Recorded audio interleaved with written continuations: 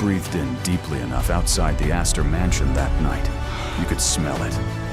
Beneath the suffocating cloud of French lavender perfume and imported Cuban tobacco, there was the unmistakable scent of rot, the stench of a financial empire built on absolute paranoia and unhinged greed.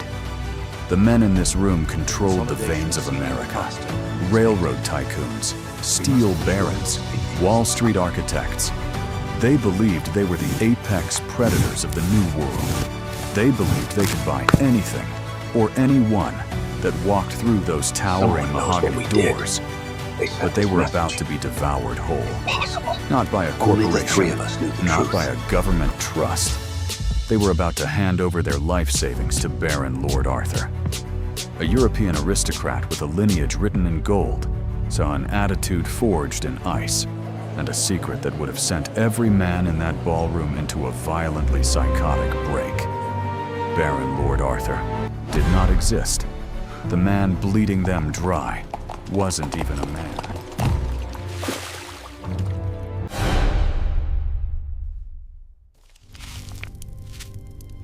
To steal $100, you need a gun. To steal $100 million, you just need to know what a rich man is terrified of. And the Phantom understood the American elite better than they understood themselves. They were new money, desperate, insecure. They craved the one thing their billions couldn't buy in New York: centuries of European aristocratic legitimacy. She didn't construct a lie. She constructed a sensory trap. It started with the letters of introduction. She didn't use standard stationery. She imported heavy, rough-hewn sheepskin parchment from London. When J.P. Morgan's associates held these letters, their fingertips felt the abrasive, ancient texture of the paper. They smelled the faint aroma of pine resin and century-old sealing wax.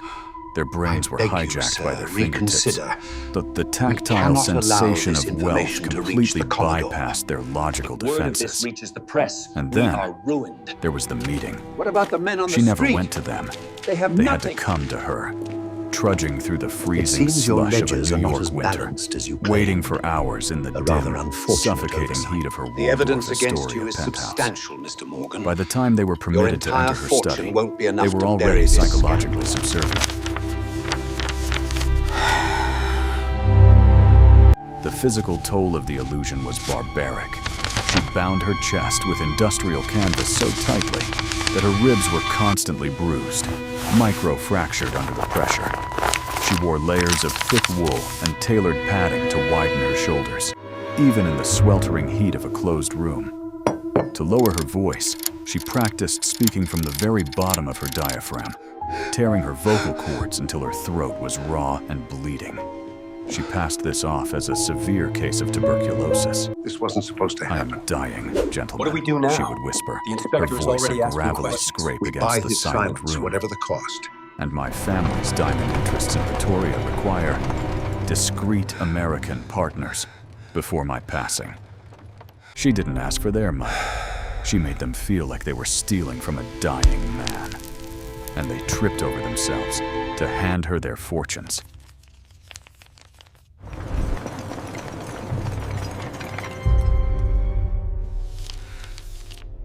By the winter of 1891, the Phantom had amassed a fortune that would rival modern-day billionaires. Her vault in the Waldorf was stuffed with gold bullion, bearer bonds, and deeds to prime Manhattan real estate. But a lie of that magnitude requires constant feeding. And the beast was getting hungry. She began playing the tycoons against each other. She would casually drop the name of a rival railroad baron during a meeting, implying that he was about to secure the African mining rights. The panic was infectious. It was a masterclass in behavioral psychology. FOMO, the fear of missing out, isn't a modern invention. In the Gilded Age, it was a lethal weapon. Men mortgaged their ancestral homes. They liquidated trust funds. They handed over millions without ever seeing a single diamond, simply because they couldn't stand the thought of another man getting richer.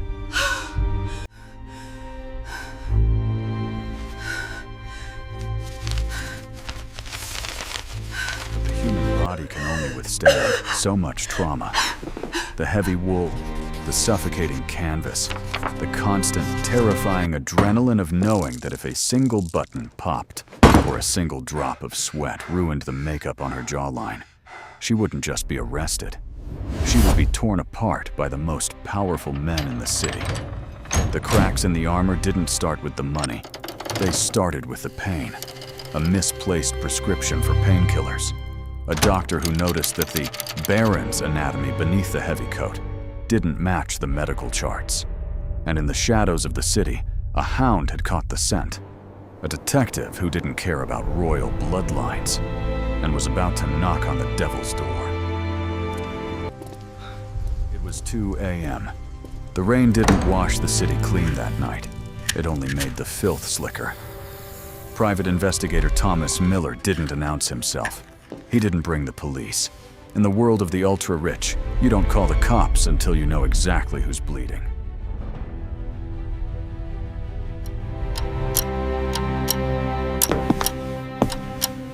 Miller stepped into the belly of the beast.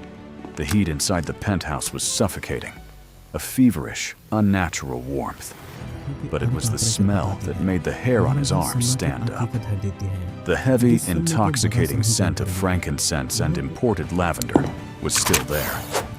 But the mask was slipping. Beneath the expensive cologne, Miller's trained nose caught something else. It was the sharp, metallic tang of ozone. And under that, the unmistakable copper penny stench of dried blood. He didn't find the truth in the ledgers or the safes. He found it in the wastebasket. Miller picked it up. The coarse fabric grated against his calloused fingertips. This wasn't the blood of a man coughing his lungs out from tuberculosis. This was the blood of a woman. A woman who had bound herself so tightly, so ruthlessly in a desperate masquerade, that the canvas had literally sliced into her ribcage. The Baron wasn't dying of a disease. She had been slowly suffocating herself every single day, just to maintain the illusion of a masculine chest. She had hollowed out her own identity, living in a shell of agonizing physical torture, just to watch the most powerful men in America bow to her.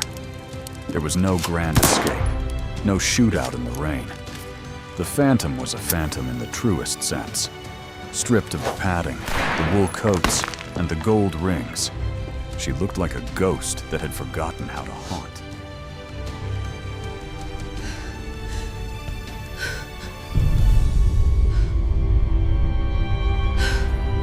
Miller braced himself for the Baron's deep, guttural growl. But when she spoke, her real voice was terrifyingly soft. It sounded like the rustle of dead leaves over a gravestone. "You think I tricked them, detective?" she whispered, her voice trembling but devoid of fear. "I didn't steal a single dime.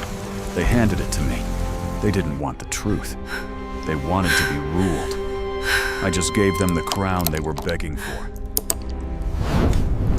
You will not find the arrest of the Phantom con artist printed in the archives of the New York Times. There were no flashing camera bulbs, no grand trial, no screaming headlights.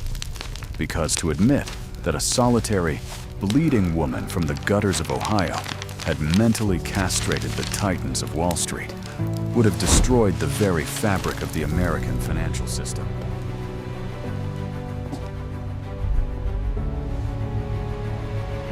If the public knew the masters of the universe were this gullible, the stock market would have collapsed by sunrise. They didn't demand justice. They demanded absolute historical erasure. They marched into her suite, burned the evidence of their own stupidity, and locked her away in a crumbling stone asylum in upstate New York. The walls were permanently damp. The air tasted of mold. There was no trial, no public record. She was swallowed by the dark, a never-to-be-seen. Her legacy didn't die in that cell. It lived on in the suffocating paranoia of the men she left behind. Every time a railroad tycoon heard a man cough in a boardroom, his throat tightened. Every time a banker felt the abrasive texture of expensive parchment, he remembered the metallic taste of a lie swallowed whole. She exposed the terrifying reality of the elite. They were nothing but hollow vessels, so desperate to feel superior that they would pay any price for a gilded lie. The system wasn't broken.